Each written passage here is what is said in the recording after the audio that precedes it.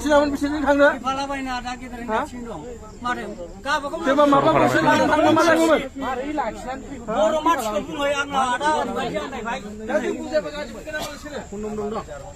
गावनि हारिखौ जाग्रा बे सुफाखौ दा सोरबा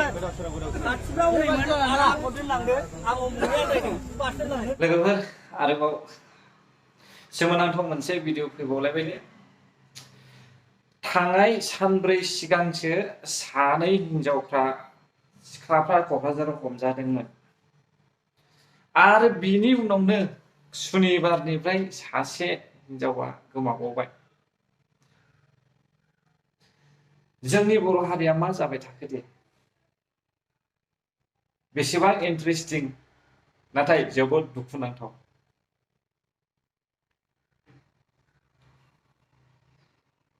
जोंनि बर' हारिनि बेंगालराव थानाय बिदा फंबाय बिब' बिनानाव नोंथांमोन सोरबा जुदि नैबे स्क्रिनाव होनाय आइजोखौ सिनायोब्ला अन्नानै बिनि फिसाय बुंनाय बादि कन्टेक्ट खालामनानै हरनो हागोन बे आइजोनि मुङानो जाहैबाय अनसु इसवारि आरो बिनि फिसायनि मुङा जाहैबाय निजोम इसवारि बे आइजोआ सुनिबार खालि खारदों खोनानाय बायदिब्ला सासे बेंगालराव थानाय सेंग्राजों फैफागोन होननानै बिथाङा खारदों खोनानो मोनदों बेंगालराव सासे सेंग्रा बिनि मोजां मोननाय दं बेखायनो बे हिनजावा थगायनानै खारबोदों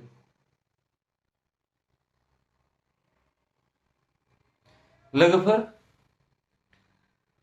बे आइजोनि गामिया जाहैबाय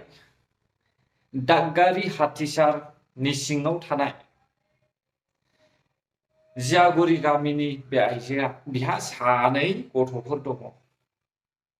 दा बिनि फिसाइया बुंनाय बायदिब्ला बेखौहाय हमनानै मा जुदि दा बिनि फिसाइया गावनि हिनजावखौ बेंगालर बायदि जायगायाव जुदि नुयोब्ला अन्नानै खोन्थाहर होननानै बुंदों नोंथांमोना जुदि हिनजावखौ सिनायोब्ला स्रोथै कन्टेक्ट खालामनानैहाय बिनि फिसायनो फोरमायहरदो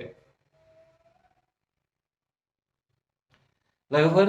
अब्ला आङो भिडिअखौ बेयावनो दोनथ'नाय जासिगोन बाय रायजो राजा नोंथांमोन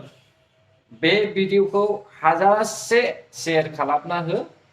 जेन' बे भिडिअआ बै खारनाय बिथांमोननिसिम सहैनो हायो आरो